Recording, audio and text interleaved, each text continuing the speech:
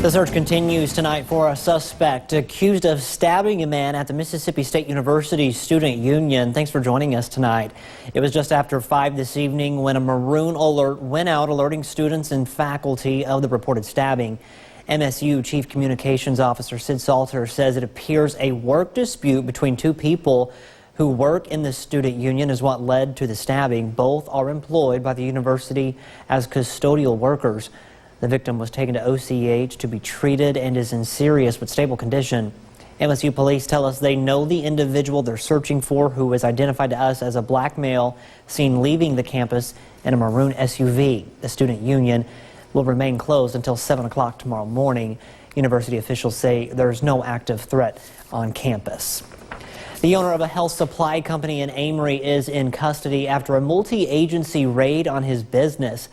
Agents with the Mississippi Attorney General's office, along with officers from both Mississippi and Alabama pharmacy boards, descended on the MedPoint building early this morning and has spent a bulk of the day there. WCBI has learned that MedPoint owner Philip Minga has been taken into custody on charges from Russell County, Alabama. The sheriff there was not available to describe the charges against Minga, but the spokesman for the department confirms he waived extradition and arrangements are being made to take him to Southeast Alabama. Minga is also under investigation by the U.S. Attorney in North Alabama for allegedly billing Medicaid for hundreds of thousands of diabetes test strips that he never purchased. That case is focused on a company called Priority Healthcare. The feds say Minga is a ghost owner. It's not known if this search is connected to that case. An emotional night as friends and family remember the life of Ole Miss student Allie Costillo. A vigil was held at her high school in St. Louis. Tuesday, investigators arrested 22-year-old Brandon Thiesfeld in connection to her murder. Friends shared their memories of the aspiring marketing major. Deserve what happened to her. Nobody does what she did in this fashion. And I just want everyone to remember that. I want everyone to focus on how good of a person she was and how much joy she brought into the world, how positive she was, not the situation. Never forget that beautiful smile, and it was just such an Allie thing to do. She's such a wonderful person and will be missed by everyone.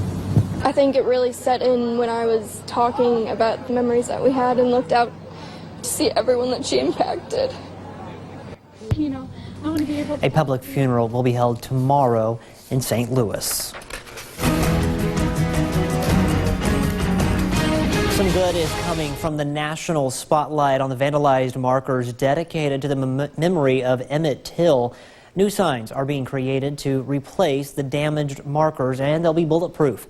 Earlier this week, a picture showing 3 Ole Miss students posing with rifles in front of a bullet-damaged Emmett Till marker surfaced on social media. While there's currently no evidence that the 3 were responsible for the damage, the image has gathered a lot of national attention and even prompted university police to turn the photo over to federal investigators who deemed there was no specific threat. So far, there is no word on when the new signs will be placed. About a dozen candidates running for elected positions in Lowndes County turn out for a public forum tonight in Crawford. The forum was held at the Crawford Community Center. They had 2 hours, and during those 2 hours, candidates also gave the opportunity to introduce themselves and their platforms. Crime, business, recruitment, and prison reform were among some of those topics of questions that were asked by audience members. The Mississippi primary elections are August 6th. It's been 2 years since the Equifax data breach, and now they may owe you money. Courtney Ann Jackson explains how you can claim it. Depending on how involved you got after initial word of the Equifax breach, financial planner Nancy Anderson says you could qualify for even more than the $125 minimum, even without receipts. You can file for a number of other claims. So you can say, well, I spent a lot of time, which I did, on the phone freezing my credit, unfreezing it later on, dealing with all of these issues. So you can file for up to 10 hours where you just state, this is what happened, this is how much time I had to spend, and you will be paid $25 an hour. If you have documentation you had to deal with identity issues, you can be paid for up to 20 hours. The web address is equifaxbreachsettlement.com. Scroll down to the Find Out If Your Information Was Impacted box. From there, you'll be asked for your last name and the last 6 digits of your social security number. And it will tell you on the next screen if your personal information has been impacted. If it has, you'll get the option to file a claim. The limit to the settlement, so if everybody's jumping in ahead of you, it may run out. And remember, you won't get the money right away. Earliest will be as soon as it closes, and it's going to take a while because they're going to have to process. So as we've been saying, don't go ahead and use that for your Christmas spending. It's not going to show up in time. Courtney Ann Jackson, WCBI News. Mississippi's Giant House Party kicks off today. Crowds are growing, so is business. The rides are all in place, and fairgoers are excited for what's to come at the Neshoba County Fair. Local businesses are also getting excited because they are benefiting from the population surge. Steve Wilkerson owns a store in downtown Philadelphia and says the fair definitely brings a boost. We see a great influx of people spending money, not just, on retail clothing, but, the grocery stores, the building supplies, and all those type things. So it's really a kind of a Christmas in July for us. Several stores in downtown Philadelphia are selling fair-themed items. There will also be a rodeo happening tomorrow night starting at 7:30. Speaking of that fair, it's fair weather outside. We'll send things over to Chief Meteorologist Keith Gibson to get a first look at our forecast. Hey there, Keith. Hey, Scott. Right now in Starkville, things are pretty quiet at 10:06. We've got temperatures across the region, generally in the low and mid-70s out there on our Friday.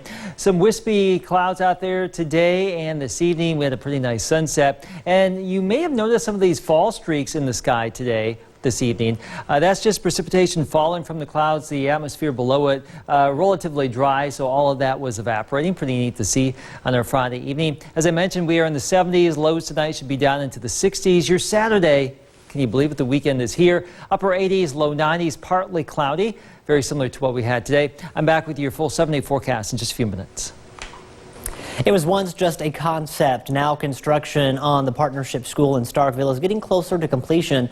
Officials from the Starkville-Oktibbeha Consolidated School District and Mississippi State University got a tour of that progress today. Our Riley Livingston, she tagged along as well.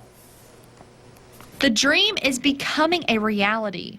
Construction is in full swing on the Starkville-Oktibbeha School District and Mississippi State University Partnership School. I'm excited. I'm ready for it to be complete. I want to see the whole picture put together, but I'm very excited. It's been a long time coming, but it's going to be well worth the wait. On Friday, school board members had the chance to tour the building to see how things are coming along. Armstrong Middle School Principal Julie Kennedy says she is thankful to be included in the process. I've been included in many parts of the planning phase, from talking to teachers early on and letting them have some say-so in the things that were needed in our school, to meeting with the architects and our superintendent and board on the things that we want to make sure that our students have the opportunity to have everything that they need. It may be a lot of concrete and steel beams right now, but Superintendent Eddie Pizant says it won't be long until it looks like a school. Which we'll begin to see pretty soon, walls actually being covered and then painted. Of course, furnishing the building, but then even before that, just completing the campus, the outdoor space in the campus, which we're excited about. We'll have a playing field and other learning areas for students outside of the building. When it's completed, the school will have 60 classrooms and house around 850 6th and 7th graders. It'll also give aspiring teachers a place to further their education. It's being able to educate future teachers in this building and having them have access to our students and teachers to learn to go into one of the greatest professions in the world. Passant says construction is expected to wrap up in January and hopes to have the school up and running just in time for the start of the 2020 school year. Starkville High School students, they'll have something to be excited about when school starts back. The gym has had a facelift. Since May, crews have been installing new floors, digital score tables, and updated locker rooms. Administrators tell us the gym reno should be completed next week, with a locker update the week after. Heading to the beach this weekend? Well, you still have time to do it. Upper 80s to around 90. There may be a few scattered storms from time to time. Not a complete disaster. Your full forecast is next. Your WCBI First Alert AccuWeather forecast with Chief Meteorologist Keith Gibson. So nice to see you on our Friday evening. What a great sunset. Look at this in Columbus and Vernon, Louisville, Mississippi right there, looking back to the west with a burst of color. Some of those upper level clouds, some of that Virga falling, giving rise to some extra orange there. Always nice to see in the sky on a wonderful way to, on a Friday, because that means the work week is basically done. And we are looking at some great weather as we jump on into the weekend. Speaking of the weekend, your Saturday, partly cloudy, 91. Sunday, same story, a slightly better chance for a stray shower around here. So right now we've got temperatures in the 70s. We're basically clear. Futurecast doing a great job here this evening. Lows should be somewhere down into the 60s. And as we go throughout the course of our day, on Saturday we will bubble up a lot of those friendly cumulus clouds. It looks like the model's overdoing it, but we'll see a lot of puffy clouds in the sky tomorrow. Upper 80s to low 90s. Those will tend to thin out tomorrow evening. Lows tomorrow night back into the upper 60s in many spots as we get into your Sunday. Basically the same trend here. Some scattered cumulus clouds and just a slight chance for a shower or two around the area. So the weekend, overall, partly cloudy, warm, dry in general. Scattered storms next week on a typical summertime basis here. So no big system coming our way. There actually is a weak front coming our way, but no widespread severe weather outbreak, no tropical weather concerns right now. That's always great this time of year. So we've got comfortable temperatures in the 70s, still a little bit warmer down there in Lake Charles and New Orleans tonight. Lows, as I mentioned, should be down somewhere into the mid to upper 60s. The wind is calm. It will stay that way for tonight. By 10 o'clock on Saturday, we are at 81, by 1, 88, by 4, 91, that's the high, and 86 early tomorrow evening, partly cloudy skies. So about 88 for you in Pontotoc, 89 Houston, 90 in Tupelo. Winds from the south and southeast about 5 to 10. 89 in Ackerman, 90 or so in West Point and Starkville. For you in Vernon and Sulligent, 91.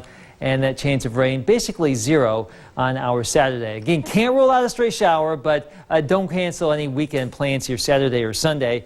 Those better rain chances here right along the immediate coastline for our Saturday. So you'll need your sunglasses here. High pressure will control our atmosphere for the near term, and that will keep all that deep tropical moisture at bay for now. But eventually, as we get into next week, we'll see the winds start to direct that moisture our way. Here comes that weak front. So we'll see a slightly better chance for some rain and storms as we get into next week. Here's your AccuWeather 70 forecast. Low 90s for your Saturday and Sunday. Limited opportunities for rain until probably Monday afternoon. I think the best day is going to be Tuesday, but still some scattered storms possible Wednesday and Thursday. Nothing too controversial here for the next 7 days. When we come back, we check in on an event that combines two of the great tastes of summer. You're watching WCBI News at 10 with Scott Martin. If you were looking for some good burgers to eat, Russell Street in Starkville, that was the hot spot. Bud & Burgers was a little friendly competition between restaurants, businesses, or anyone who just wanted to fire up the grill to see who could make the best burger. There was live music and an endless amount of burgers to try, not to mention prizes for first, second, and third place winners. Bulldog Burger was just one of several restaurants competing. The prize is bragging rights, and that's what we're after. That's all we're out here for. Like I said, we're out here just to have a great time and, build a little sense of community. And Definitely a great time out there. Zachary from right here in Columbus, they participated in the contest and got third place. First place was W Squared, and the People's Choice was Commodore Bob's. The goal of this game is to resurface the courts. The first Aberdeen celebrity game played out today. Money raised will go to redo budget for the basketball courts and General Young Park. Hometown athlete Rashad Pargo hosted the tournament. Aberdeen Park and Recs director Michelle Stewart said it will take $10,000 to $11,000 to resurface all of the courts. She wants this to be a place of community pride. Something for the kids to do. I would rather them come to the gym and play or be able to go to their own community parks rather than being out on the street, getting in trouble. It's just a way for them to come and interact with others and be safe at the same time. Teams participated in age groups. Stewart hopes to hold more tournaments to raise money to get their goal reached. 60 Schools in 60 Days begins Academy Week with the Cougars of Calhoun Academy. See the preview coming up next in sports.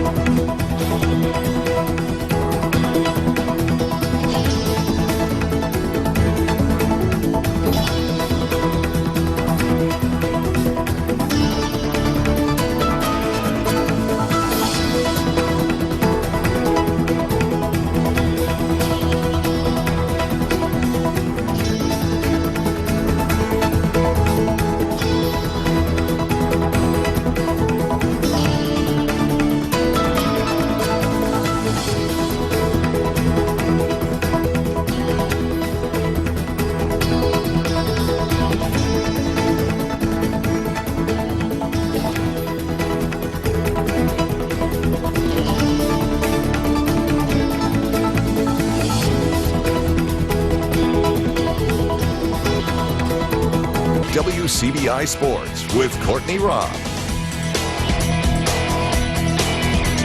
We kick off Academy Week with the Calhoun Academy Cougars. The Cougars are facing a challenge this season that most teams are fortunate enough to not even experience. As the team works day in and day out, they're forced to wonder if they will even see the field this season. Calhoun Academy is stop number 33 on the high school football tour. WCBI's 60 Schools in 60 Days is brought to you by Sparklight.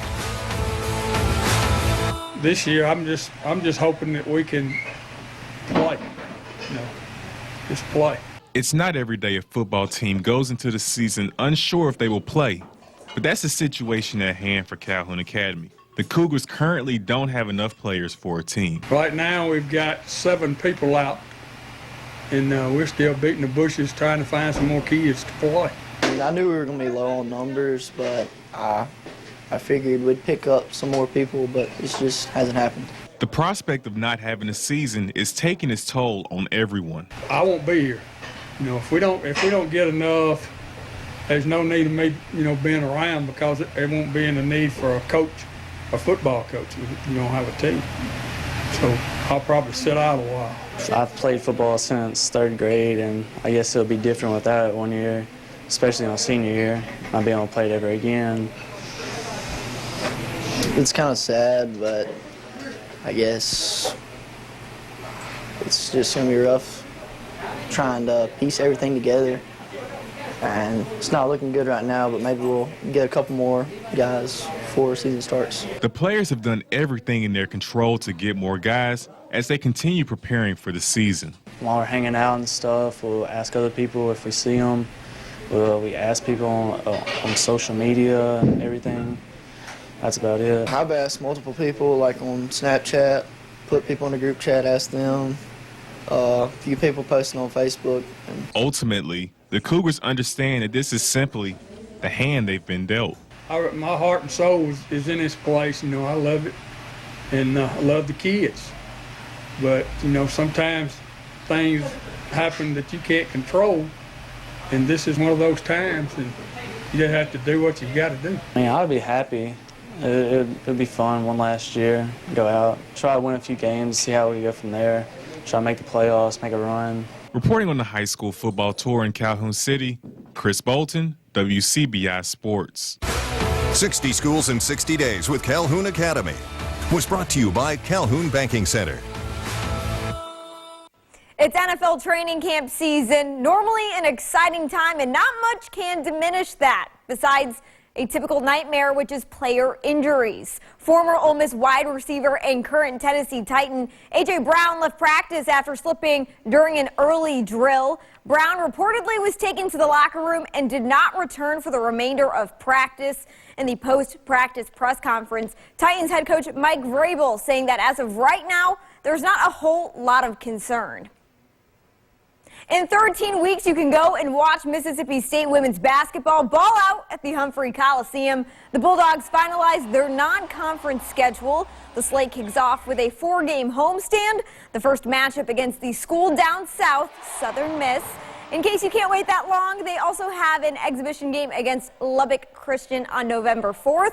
You can go see the full schedule for the non-conference on their website at hailstate.com.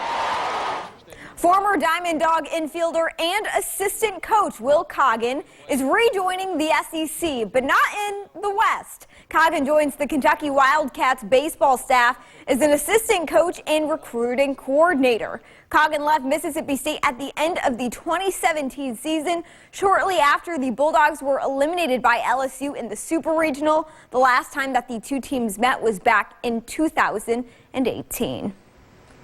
Well, that's it for sports. We'll have the last look at your weather when we come back after the break. Stay with us. The weekend is here, Scott. We're looking at some nice weather, partly cloudy both days, Saturday, Sunday, low 90s or upper 80s. Pretty warm, but basically dry here. Better rain opportunities as we get into next week.